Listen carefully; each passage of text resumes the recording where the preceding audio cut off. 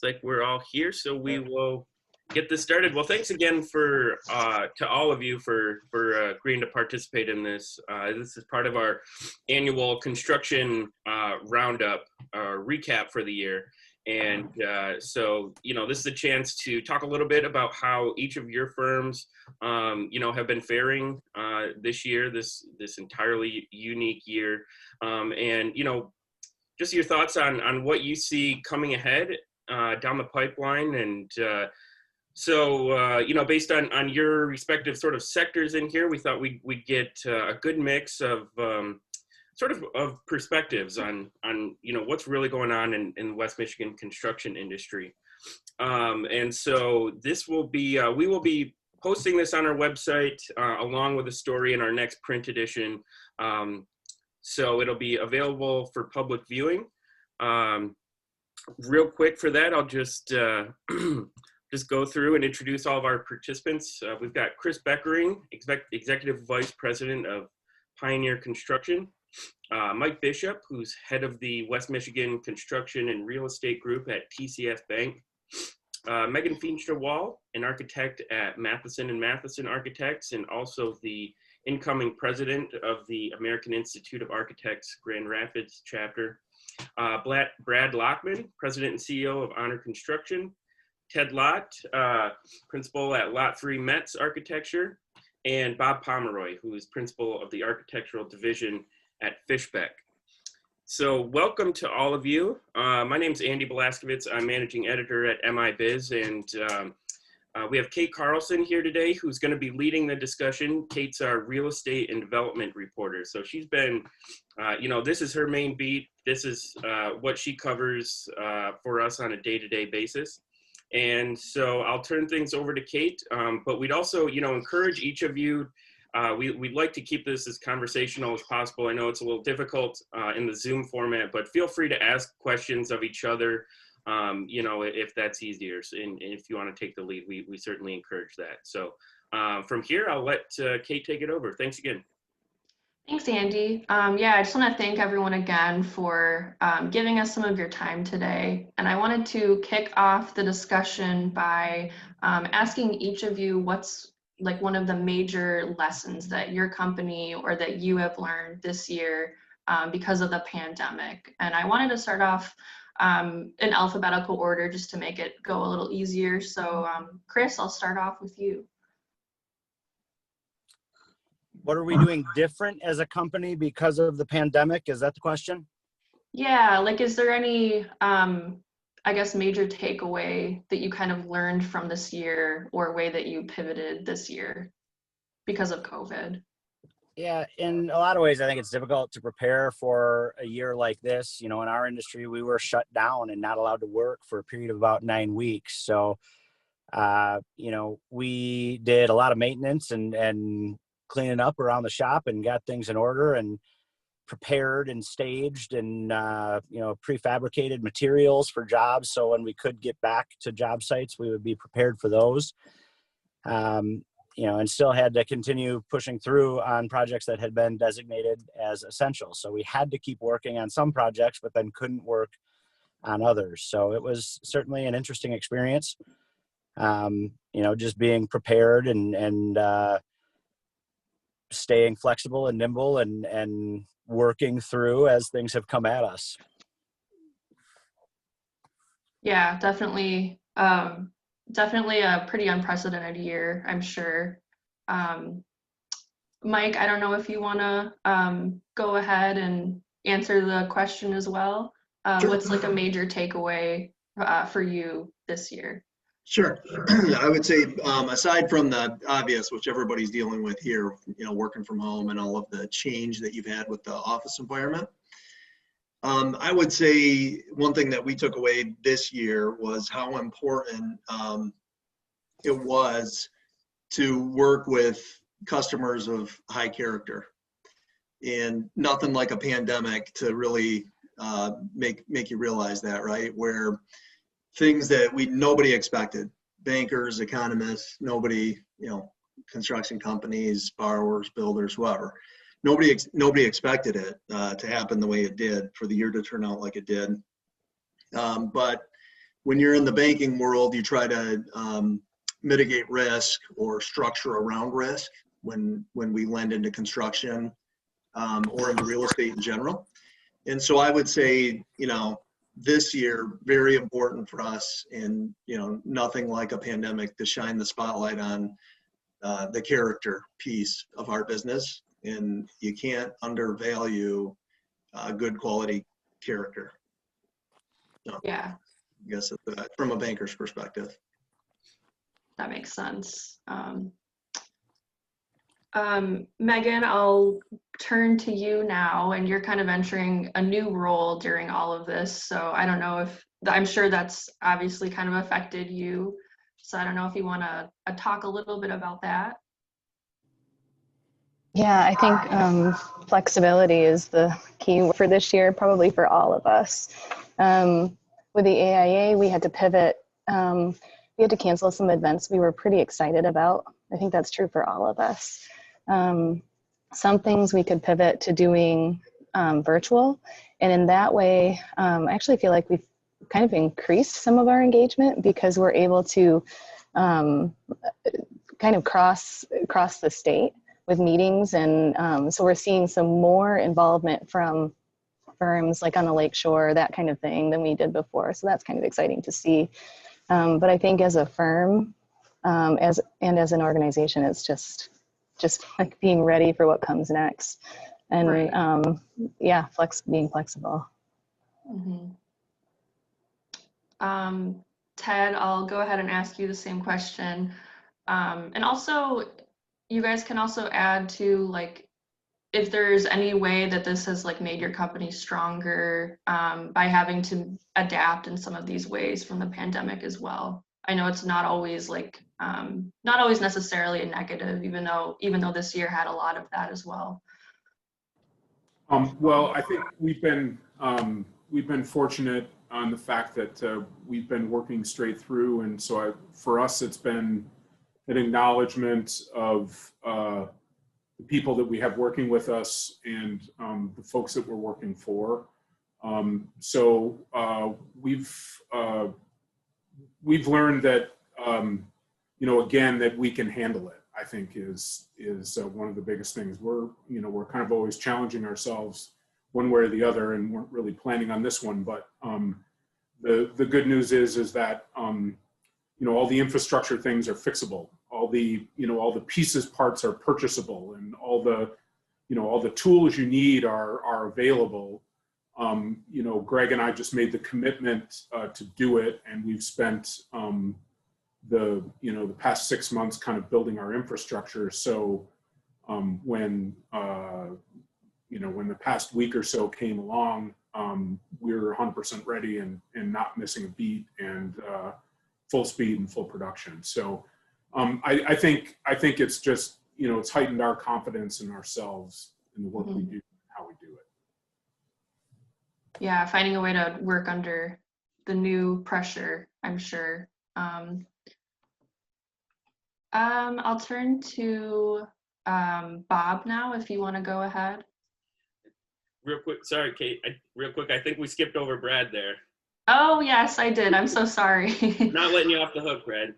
No, I understand. It happens. It happens.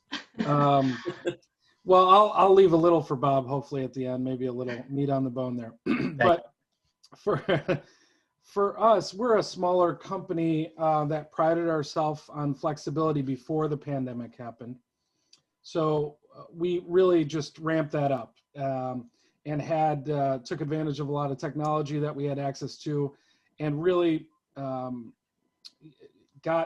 communication was our key strength that came out as even greater than when we went in. That you end up having to over communicate intentions, schedules, lack of product if it was a long lead item or some kind of that you couldn't get your hands on because production just shut down in certain places in the world and in the country. It was a matter of communicating that. And we were also fortunate, like Ted had mentioned, to work through the pandemic with some critical projects throughout the city, but maybe half of what we were planning. So we were making it through and making good progress on some things, but hitting the pause button on others. So it was making sure that our clients were communicated to appropriately, and that we were doing everything we could in the background to prepare for the eventual startup again. So that was a lot of our, I would also say that leaning on some of our professional partners was amazing. We are a member at TCF, and they were great. But our legal, our accounting, our insurance, those partners were invaluable to have, and kind of sorted the wheat from the chaff on who was really useful in supporting us through the whole project. Gotcha. Yeah. Thank you, Brad. Bob, if you want to kind of finish it off for us, what's something that you've really learned this year, taken away from just all the craziness with COVID? I think for us, we were able to make the pivot to work remote pretty easily, but we had lost a considerable amount of work. So it was just a huge drop off for us through most all of the markets that we were in. So it was sort of hunker down for the first few months, and then after that, just, okay, then we've got to figure something else out. At that point, we had an interesting conversation with a client, basically said, innovate or die. And that became kind of our new thing, right? It seems dramatic, but we really had to figure out where that work was going to come from.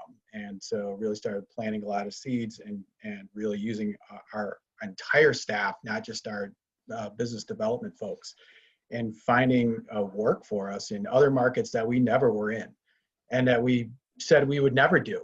So I do think it was just don't take anything for granted, and you really have to innovate. And that work is paying off. It's taken a few months, but we are starting to kind of find work in areas where we never were before. So I think that helps us be stronger once we do come out of this. So.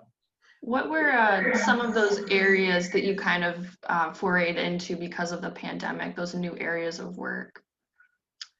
Well, just we do a fair amount of higher ed work, and that really took a huge hit.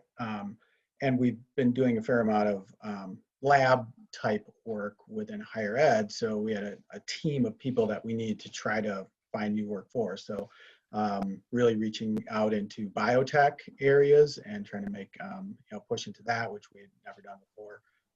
Some actually light industrial was stuff that we have clients in a different division, but we've never really explored that. So really pushing on that as well. Yeah, it's just really looking into the staff that we had. What projects did they love working on before they got to Fishbeck? What stuff did they work on previously that we just maybe weren't in that market? But it's even included worship projects, which we have not ever typically done. So. Yeah, I would echo what Bob is saying too. We're seeing similar, when we had projects that were put on hold, we had guys that wanted to keep working, wanted to do what they could to help. And we pivoted to the healthcare industry and helped some of the large healthcare providers in our area mobilize vaccination and testing sites, the drive-through sites, temporary locations throughout West Michigan. So we're able to keep our guys busy, doing meaningful work and also help address the issues with the pandemic. So I agree, you got to get creative and, do things that you haven't done before. I echo what Chris just said too. We, on a smaller scale, we previously had done an enormous amount of hospitality and restaurant work. It was one of our specialties. Of course, that took the greatest hit of anybody. Everything stopped. And office work. Office work has changed. A lot of that has turned to housing, honestly. And hospitality kind of went to healthcare for us. So we really replaced those two industries with the other two, called upon a lot of our old resumes and our old projects and our staff's experience to find a new way. And the need was out there, and we could help out in our mid-market type of way. That was very helpful. Nice. Yeah, there was still a pretty decent construction backlog going into the pandemic. So I am always kind of trying to gauge, like, has work really slowed down, or is it just changing? And you guys are kind of saying, like, you've found other work or other places where you didn't necessarily focus on before is part of it, it sounds like. Yeah, for restaurants, the going topic is, a certain 30-40% will eventually go out of business, but it's not like nothing will fill that void. We've been contacted with new ideas for restaurants, and very takeout heavy and flexible, and smaller footprints, but maybe multiple sites. So those kind of things for us have reemerged in the fourth quarter that we didn't think would come back this soon if you had talked to me in the second quarter. Gotcha. Okay. I think the same was true for us. We had a huge backlog when we first started, and we were incredibly busy during those early days of the stay at home. So it was kind of overwhelming. And then we saw the same thing. Some of our nonprofit, higher ed, office work started to taper off. But in the meantime, we also do residential. And so that was just, it just is nonstop. And so we were able to take some of those markets that were slowing and replace them with that residential. That said, all of ours is starting to pick back up again. But the residential has not slowed down. So in some ways, I think this third, or probably this last quarter, is busier even than the first, but there was certainly a lull over the summer. Hey Megan, I'm just curious, when you say residential, do you include apartments in residential? We do some multifamily, mostly single family residential. Okay. Yep, both new and renovations, and it's all going. I don't know if it's just that people were, I know there's the housing shortage, but there also felt to some degree like there was just a lot of people who had been thinking about doing work in their homes. And when they were forced to spend time in them for an extended period of time, they were like, all right, what's the time? So that it's just been, it's been a lot. Yeah. We've seen a ton of demand in the industrial sector, and specifically like logistics, transportation, and manufacturing have really been busy. Yeah. Yeah, that makes sense with like companies like Amazon are still have a lot of new construction projects. I think have been like projects like that have been on the rise this year, along with industrial. I'm gonna pivot a little bit here. I wanted to ask everyone, how do you think the construction industry will be affected by the new president-elect Joe Biden and his administration? I know that he's made, or he's spoken before about how he wants to invest a lot in infrastructure, but there's also some strings attached to that potential funding too, probably. So I wanted to just kind of go around again and get your thoughts about that. I guess we'll start with Chris again. I think the markets are indicating that they like the idea of a split party president and Senate control, and it looks like that's the direction that we're heading. So from that point, I think it should be somewhat stabilizing from just an overall market standpoint. I think that it's yet to be seen what Biden's infrastructure plan entails, how that'll be funded, and what impact that'll have on our industry. Okay, yeah, so still some unknowns, obviously. I'm sure we'll find out a little more maybe in January.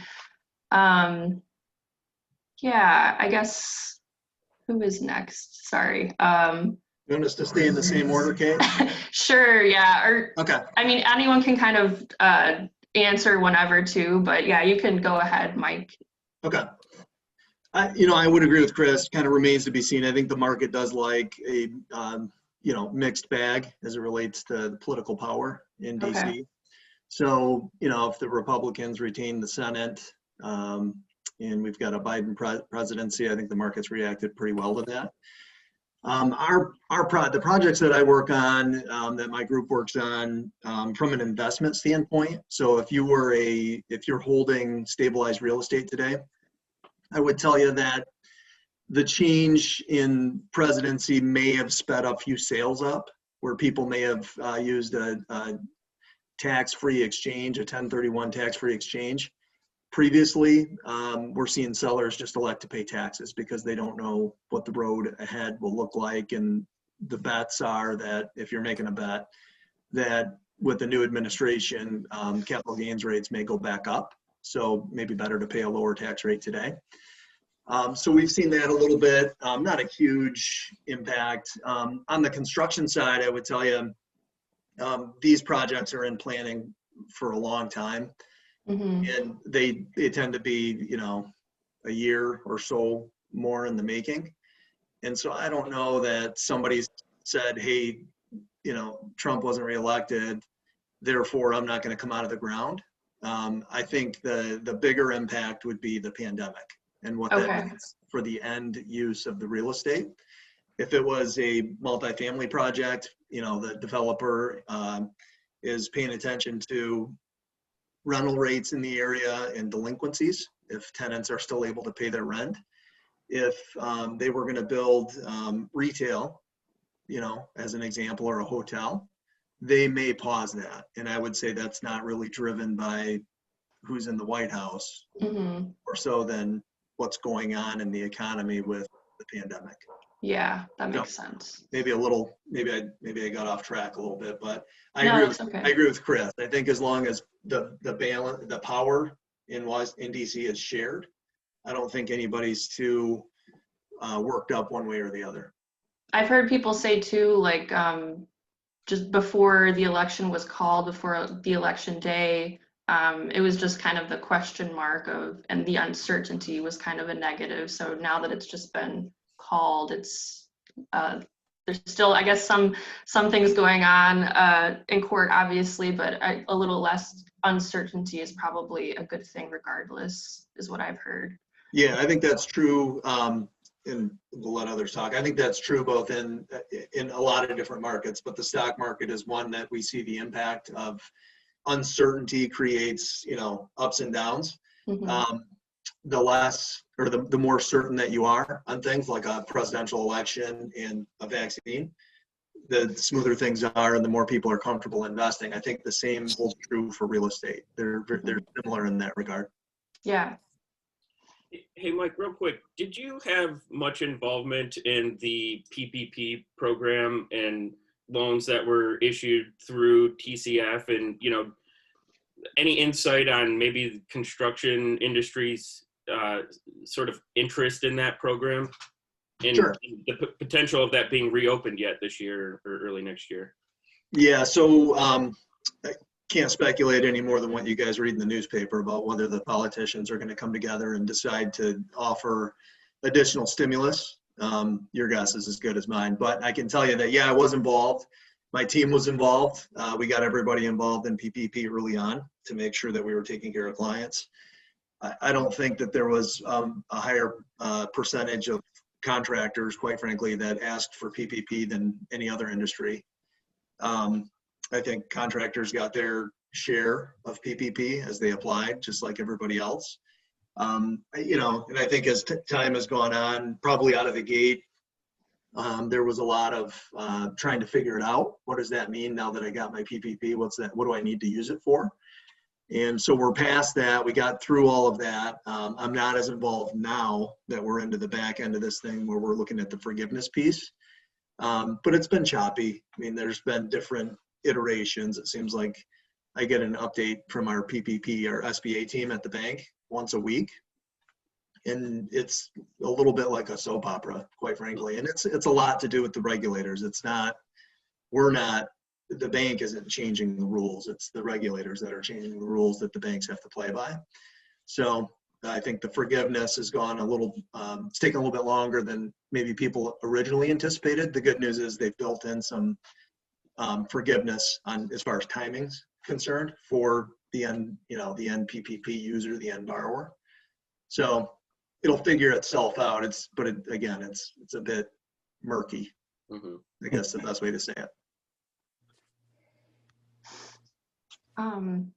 Yeah, I guess, I don't know if, it seems like maybe the new administration and the White House might not have a huge effect compared to like the pandemic, or that at least that we can predict right now. I don't know if anyone else has anything to add about that. Well, I think it's going to be much more about the next phase of the pandemic and the federal response to it. Right. We have a huge logistical problem that we're coming into with vaccine and distribution thereof. This is what the federal government should be able to do well. And so, I'm very hopeful that we'll be able to have a coherent federal government response to this next phase of the pandemic, which I think is going to, to the things that Brad was mentioning earlier about hospitality being non-existent right now. I mean, the quicker we get past the pandemic, the quicker those markets are going to come back online. So to me, that's my biggest hope of a new administration at this point and how it'll affect us. And we're fortunate to be in that mobilization phase for getting the vaccine out. I mean, how great is it that people were able to develop that vaccine as quickly as they have, so we can start that addressing phase 2. Right, definitely sooner than I think a lot of people were expecting. So I'm sure that's pretty much positive across the board for all industries, but that makes sense. Speaking to the new administration coming in, I was thinking recently a little longer term about labor. And, if we were talking a year ago, Chris and I would be talking about how hard it is to find skilled labor. And now we have an unemployment rate that's coming back, but still a little crazy in 12 months of difference. I'm hoping that in the new administration, there's some specific incentives on skilled trades and always a little more push on that to fill in the gap that is lacking in our generation, and that 30 to 50-year-old skilled tradesman who's not there, and backfilling that. It's a longer term goal, but it's still, every little step is important for all of us. Yeah, I recently did a little reporting on that specifically in construction, and I guess where are you guys at with like the talent shortage in the construction industry? Has that, obviously I'm sure the pandemic made that probably a little more difficult for everyone, but yeah, I guess how has that affected you? Go ahead, Chris. Yeah, sorry, Chris, if you wanna start.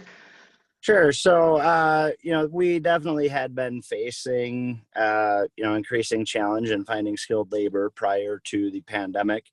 Then we went through a period of a few months where we were not allowed to work, and you had to do everything we can to keep people busy and keep people employed. And, now we're back to where we are busy again and have a decent looking backlog. It's not what it was, but still healthy. And we see signs for hope and optimism in the marketplace, particularly in certain segments. So, now it's kind of remobilizing, getting the troops back into properly sequenced work orders and, getting the machine humming along. And as part of that, we will be hiring in certain trades. And, there does seem to be a little more availability at the moment. I don't think that that'll be lasting real long. And so it's a good time to pick up some good people. Nice, okay. Mike, I don't know if this pertains to you as much or not. No, I would just echo, and what I would tell you is what I hear is what you're hearing from Chris and Brad right here is that there was a bit of a shortage for skilled trades. And this, like Chris pointed out, this might be a decent time if you were looking to pick some people up to try to do that now. But no, I don't. Beyond that, it's anecdotal. Gotcha. Okay. For our size company, we subcontract a lot and self-perform a lot less than Chris and Pioneer on a different level. And for our subcontractors, there have been small guys who go out of business, and they've hung it up, and they were hoping that they come back when they're feeling safe and when they're in the right place. So my bucket of subcontractors, trusted subcontractors, has lessened a little, and I just worry for that in the future. We want that flexibility of the 1 or 2 man electrical companies to be able to support our size projects, as much as we need the larger guys. Right. So that's where I feel there's a lot of stress on those guys.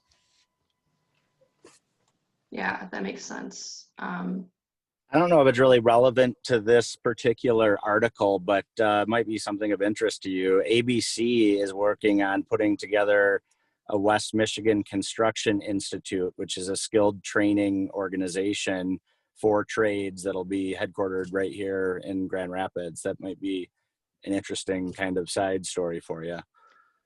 Yeah, I did hear about that. That sounds like a pretty neat initiative that I'm sure will be very helpful to the industry here in West Michigan. Another thing that I've heard is that a big part of the talent discussion also centers around trying to hire and retain a diverse workforce, which we're lacking in West Michigan. I guess I wanted to pose the question to all of you: how are you working to bring more diversity when it comes to race and gender and things like that to the construction industry? I could start with that.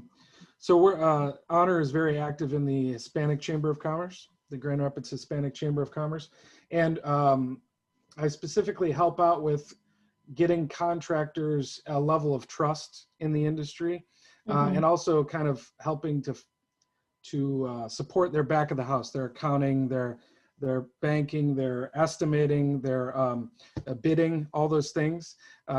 Some really qualified and spectacular tradespeople just don't have that infrastructure that lends it to make, Chris and I and Pioneer and Honor comfortable in them responding to a bid, and getting them up to that speed is really a great goal for the Hispanic Chamber, and they've been doing a great job. Because really the challenge there is network. Who do you know? Right. It gives you the ability to give you the feedback and the background to bid these projects.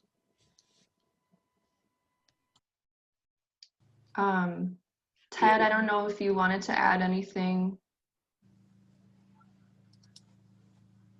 I think what we've focused on at Lot 3 Mets over the past couple of years is our investment in Detroit and our partnerships in Detroit with our African American partners in Detroit, and so that's where we've decided that we can make a better impact with our expertise in that market, and so we've chosen to expand in that direction.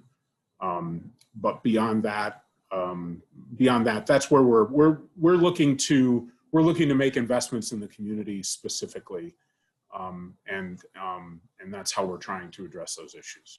Okay. Yeah. Megan, I'm curious if this is part of your focus as you look over at AIA as well, and how maybe you're sort of approaching this idea across that organization. Yeah, absolutely. Both on a personal and professional level and with the AIA, diversity and both racial and gender equity is just, it's a high priority. So, and I think if we knew how to, I guess you could say, solve the problem, we would have done it, decades ago, maybe. But I think the increased attention to it seems to be producing some fruit. There's more and more just support for programs to try to draw attention to architecture and the construction industry as a possible career. Our racial makeup of the architecture profession at least is incredibly white and incredibly male. And so and it's not that people are necessarily dropping out, it's that no one's actually joining the profession in the first place from certain communities. And so it's trying to raise awareness that this is a profession that we need your voice in. And then women, you know, I don't have statistics specific to the AEC industry, but I'm just going to assume that women, specifically mothers of school-aged children right now, are dropping out of the workforce at a rate of 3 times that of fathers. Mm-hmm. So if that's happening because of childcare and schooling issues with the pandemic, and I'm assuming our industries are being affected as well, I see it anecdotally. I don't know the numbers, but licensed architects are already less than 20% women. So I feel like the future here, it's like we're going to have a pretty big disparity on our hands coming out of this. And I just read this quote by a sociologist at Indiana University that said, she said something like, other countries have social safety nets, and in the US we have women. So until we have better social safety nets, women are going to continue to step up at home because they have to, someone has to. They're going to step out of work. And study after study is showing how diverse teams make for more profitable businesses. And so, you know, that's not really an answer, but I mean, there's definitely an issue here. And I think that the pandemic is only going to make the gender divide, at least, significantly worse. And I think the racial divide could potentially increase as well, kind of based on what Brad was saying about some of these smaller minority-owned subcontractors coming up through the business, and they were starting to gain traction, and then this pandemic really hurt that little local group. And so as they kind of get knocked out, how do we build them back up? And I don't know that I have answers to that, but it's certainly something that's on my radar, and it's on the AIA's radar. It's something that we just need to spend more energy and time on. Yeah.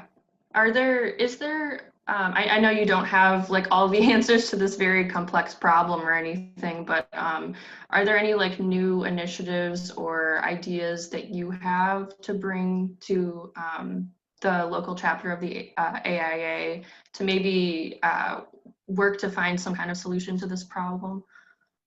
Well, I appreciate the group that started the ACE Mentor program last year. It's like a mentorship program for high school students in our industry in construction and architecture and engineering. And the AIA is trying to support that program.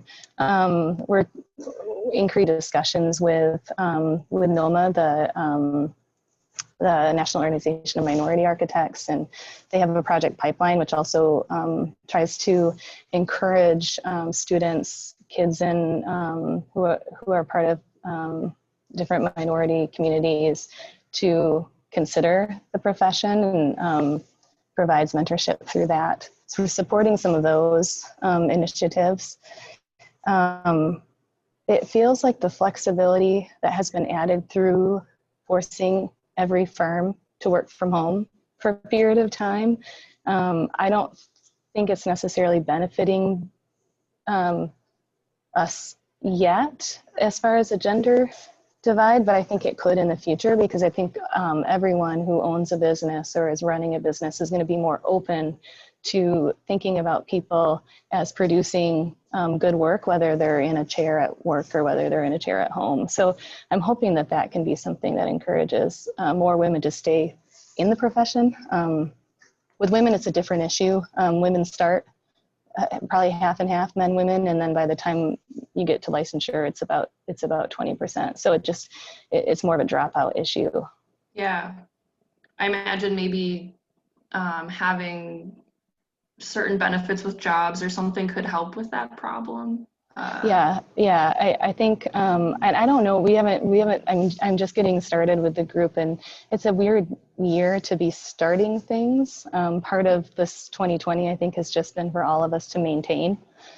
And so I don't know what we can necessarily add, but I think the more it's part of the conversation, the more people are going to start thinking outside of the box about ways that we can solve a problem, because we have to represent the communities that we're serving, whether in construction or architecture, and it makes us more profitable to be diverse. So yeah. I'm sorry. Go ahead if you. Go ahead. No. That's good. I was just going to ask, if you're seeing more of this turn up. I think the city of Grand Rapids has started a program to sort of, attract more diverse contractors in construction projects, either, through their RFP process or something like that, or putting together, sort of a scorecard. Are you seeing more of that as you're, putting in bids for work, or, do you see a role for local governments maybe to be playing? I guess that's specific to government related contracts, but are you seeing more of that, where entities are saying, look, we want this to be more of a focus? I know for some, this was probably true more 10, 15 years ago for some small women-owned firms to get those government contracts. If they had a sort of a leg up to get started, it actually did give them a chance to build their network and to build their portfolio and to really get started. So some of those little line items in an RFP really do allow some of the minority and women-owned businesses to get their foot in the door, because it's so much about network, as we know. It's about who you know in this area. So that certainly has made a difference for some people that I know personally. I actually had a client ask me for, it was a residential client, a single family, if we had any minority-owned contractors to recommend for their residential renovation project. And I was really encouraged by that because it means that people are asking, and so that means that the business, the demand is there. So we started building up our own list of residential minority-owned contractors that we could start recommending to people to include in their interviewing process. Yeah. The city of Grand Rapids has a great purchasing program where they provide incentives on construction manager and general contractor bids if you attain certain milestones, some of which include a certain percentage of minority and women-owned business enterprises located within the city of Grand Rapids. So that's a concrete example that we've seen that's encouraged participation from certain companies that get an advantage because of their designation as minority or women-owned enterprises. We take part in that also as a veteran-owned company, and we have a pretty good database of even harder to find veteran-owned companies in the Lower Peninsula. There are some owners who specifically ask for those sharing of the subcontractor pool, and that money they want it spent in certain places. So we like to respond that way. We've started to notice that we used to ask the question, do you want to do any, do you want to think about sustainability in this project, or do you want to, or we were waiting for almost like our clients lead us in what they were interested in, and we're starting to change that and create questions that can pull out some of these values that they might have that they don't know that they have. And I think, for me, it was exciting that this couple asked about a minority-owned contractor, but I was kind of frustrated that I hadn't been the one to ask that question in the first place. So I think there's something to be said for us leading the industry and starting to ask the right questions on the front side, instead of waiting for the market to demand it of us. Yeah, that's a good point. Just like posing the question that someone might not have thought to consider, that they would be on board with considering, like you said, a minority contractor or something like that.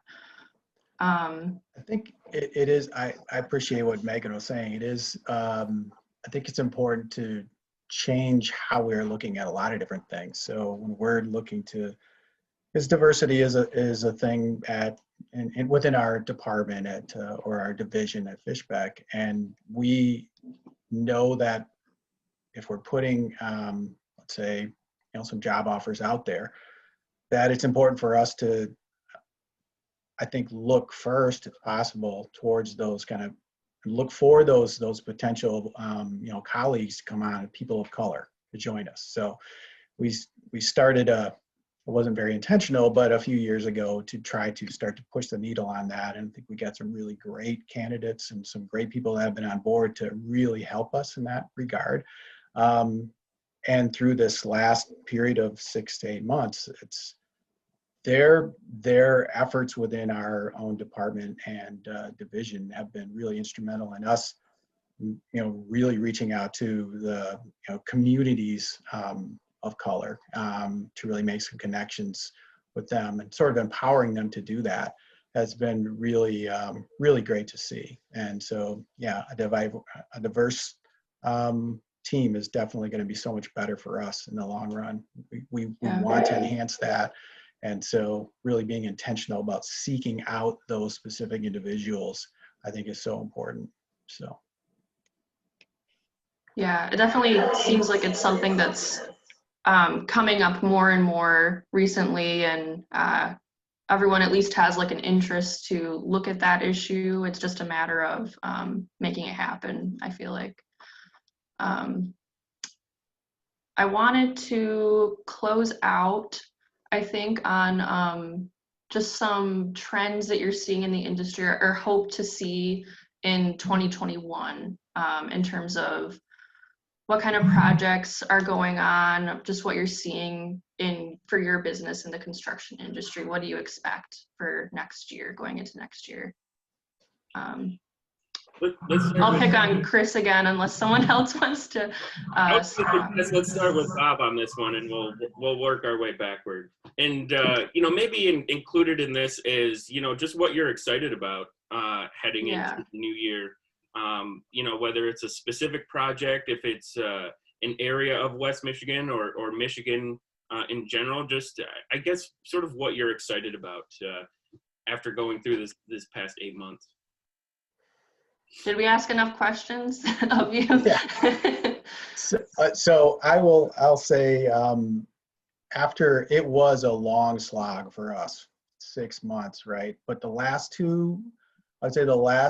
6 weeks we've seen a change, right? We've seen opportunities start to come in, more RFPs coming in from different markets. Ohio was always, we have offices in Ohio, that was always a little stronger, but Michigan was just really, really tough. But some higher ed stuff is starting to come back, right? We've actually started to win a few projects, which is a big thing for us, right? So we feel like this in the last 6 weeks, it's been a change for us. So that makes us very hopeful looking into 2021. As far as some of the markets, higher ed, I think we just look at that as being a vaccine dependent type of thing, right? It's just definitely, right now it's infrastructure upgrades and kind of, sort of those are the kind of projects that are going to be happening, smaller things that they're just going to take care of, just repairing. They've seen reductions in their facilities and planning staff too. So that's going to be tougher for them to come back on. So we'll see. There's pent up demand that's just going to have to kind of flow eventually. And healthcare, we're seeing the clients that we talked to in June who had a much more dire sort of prediction of 18 months, no spending on any capital projects, everything's on hold.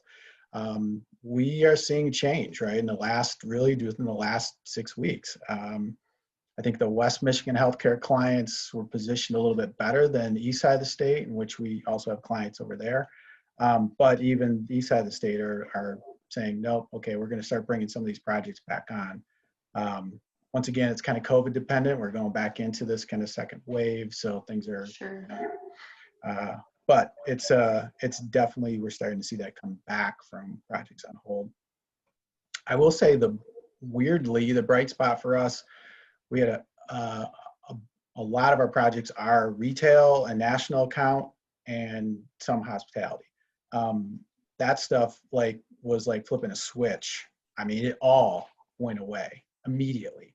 But when we look out into 2021 and be talking with a lot of these clients, they are they're coming back. And so we are projecting this next year in 2021 actually to be a little bit higher from the sales goal than 2020.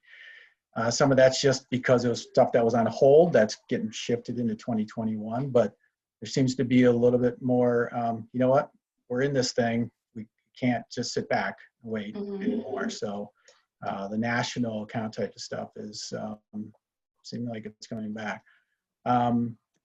Yeah, so we're, it's interesting. It's a mixed bag.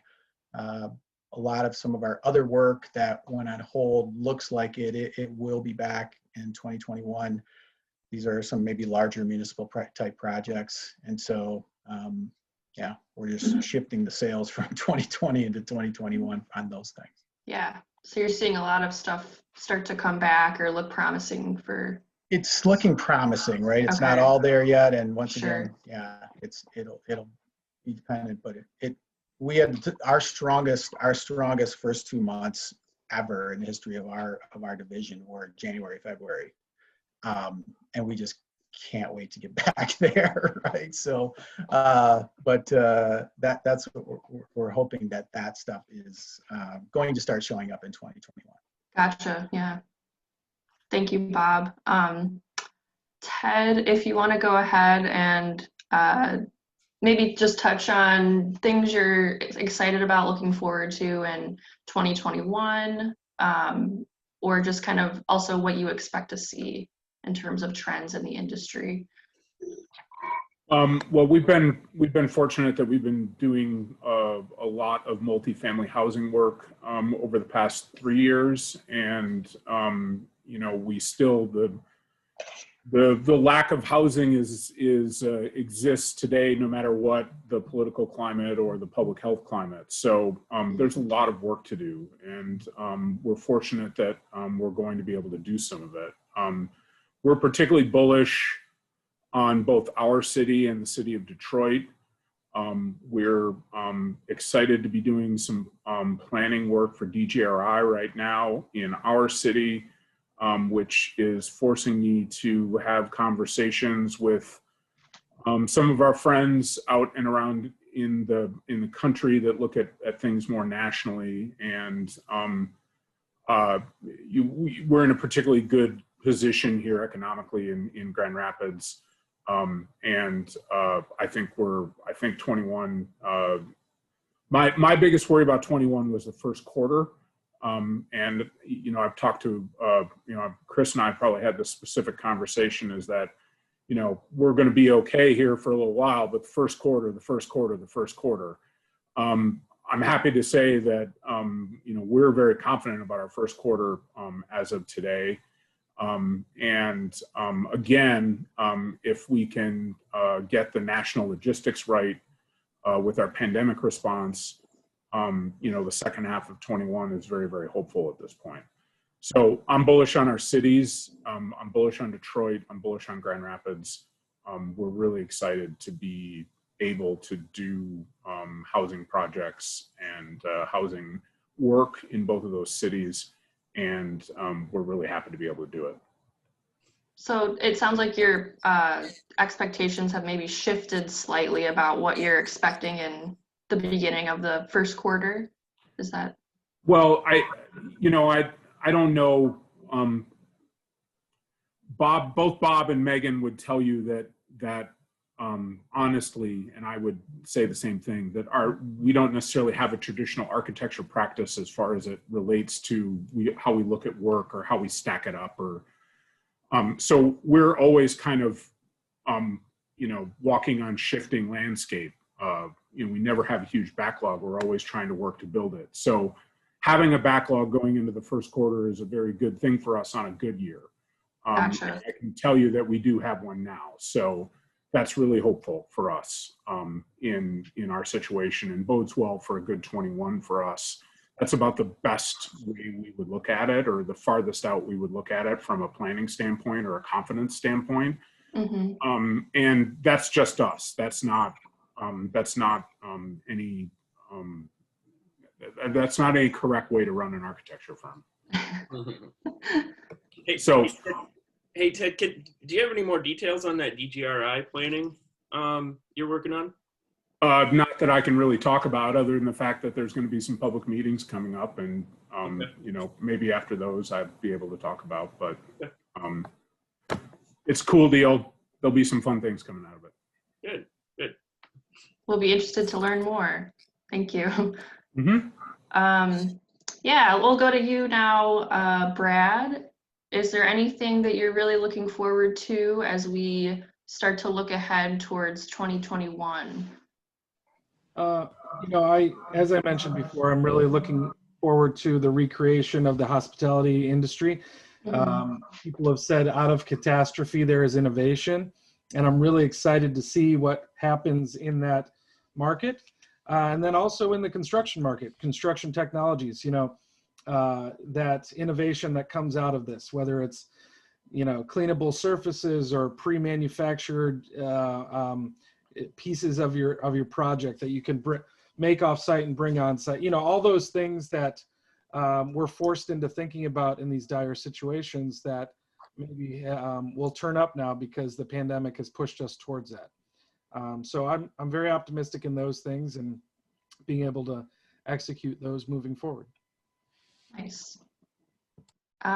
Megan, is there any big thing that you're really looking forward to in 2021?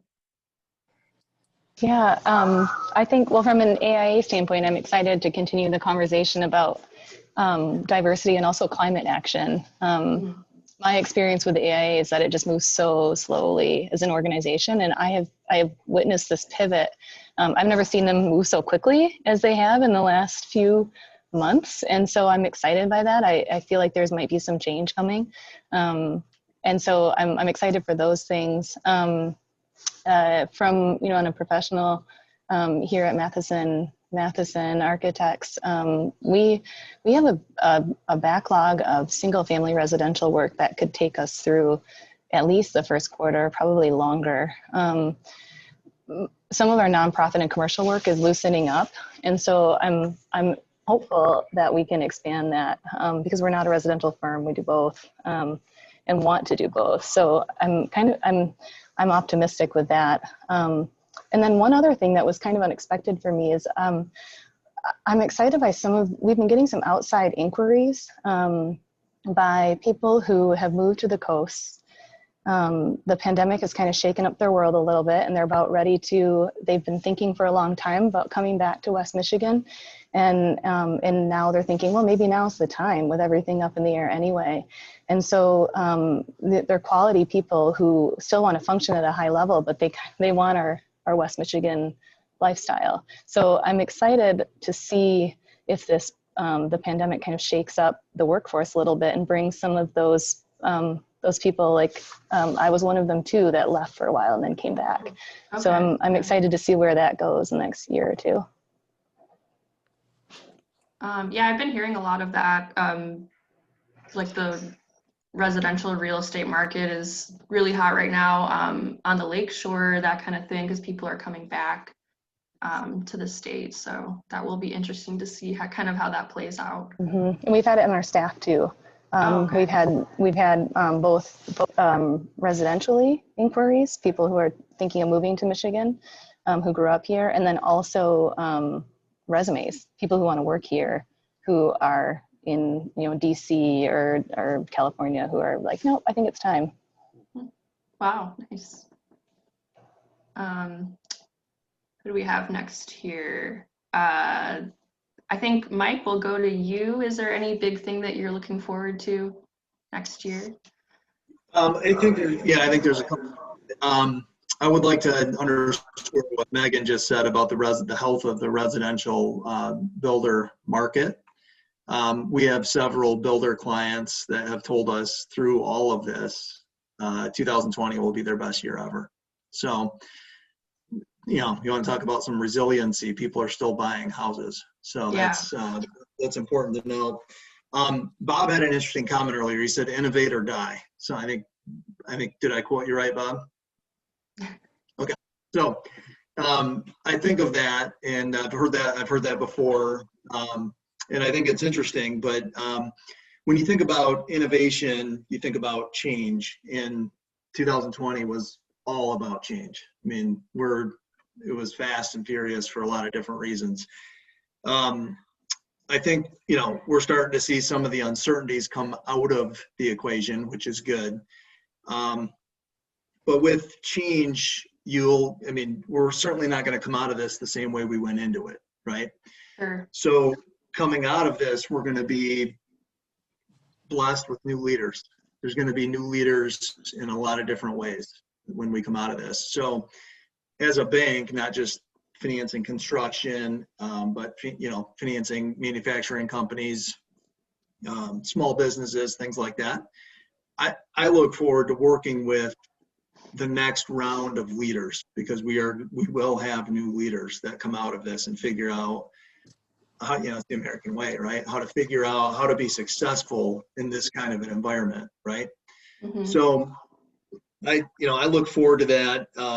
Michigan in particular, and I think West Michigan a little more to the point, is we're well equipped for change. We've been changing for a long time, but we have a great manufacturing base.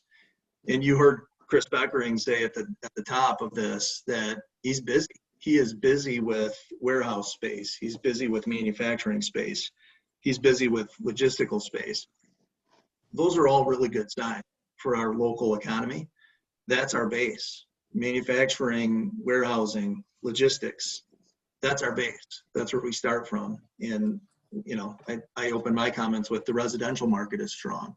So I think we've got some tailwinds going into 2021. I look forward to getting back to a little bit more normalcy, which I think we'll get there in 21. Working with the people that are the next generation of leaders who grew up through this, learned some things, and they're going to apply it going forward. That's exciting to me, to be part of that and to be able to talk to those folks that are innovators and leaders going into it. On a selfish note, I'll tell you that I do look forward to getting back to travel. So I don't know when that happens, but I would like to do a little bit more personal travel. I'm a little jealous of Chris. I'm reminded of that Southwest Airlines commercial where the captain comes on and he says, "You are now free to move about the country." And I'm kind of waiting for that. I'm waiting for somebody to go onto the airwaves and say, "Okay, you guys, we're all ready. We can start traveling again," because I do like to travel. So that's it from. Hey, Mike, real quick to follow up, and not to put not to dampen the sort of optimistic outlook, but are you anticipating anything in the way of bankruptcies in this sector going into 2021? We've been hearing. I thought you said not to dampen the optimism. Then you asked him about. we've been hearing a lot about manufacturing and hospitality. And some of the coverage we've been doing around this this new subchapter 5 bankruptcy process going forward, and just curious if you have any expectations on the construction side. On the construction side, not necessarily. I don't think we haven't seen any specific weakness in the construction sector as it relates to general contractors or subs. Mm-hmm. Certainly, there's been a little bit of downsizing through this. As you're hearing here, that sounds like people are firing up the hiring engine. They're getting back at it, which is good. Whenever there's change, whenever there's a big shock to the market, you're going to have losers, but you're also going to have winners. I mean, like I just told you, residential builders are having a record year, so I would put them in the winners category. There are some folks that have struggled, right? Think of the big hospitality organizations that we have in Michigan and West Michigan particularly.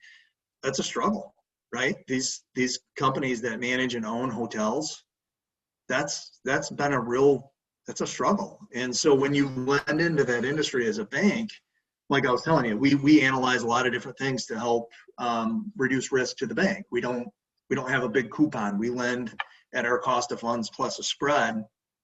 We don't have equity. We can't take equity risk. We take debt risk, and we have to do it well over and over again, or else we don't have a bank, right? So we take our depositors' money and we lend it out. We try to make a spread on that.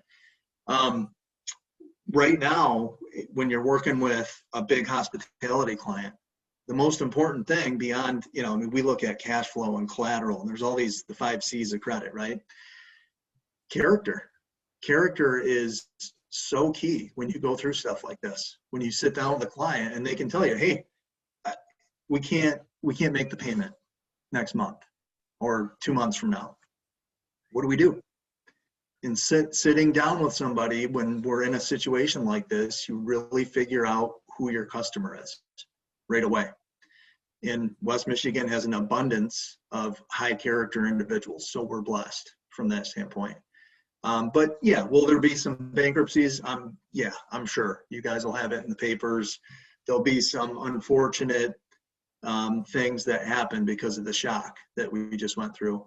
But like I said, I think we're all optimistic here and looking forward to, who are the change leaders? How do you succeed in a world of hospitality when business travel doesn't look like it's coming back to the way it was? You read what the experts are saying, we're probably 2 years out.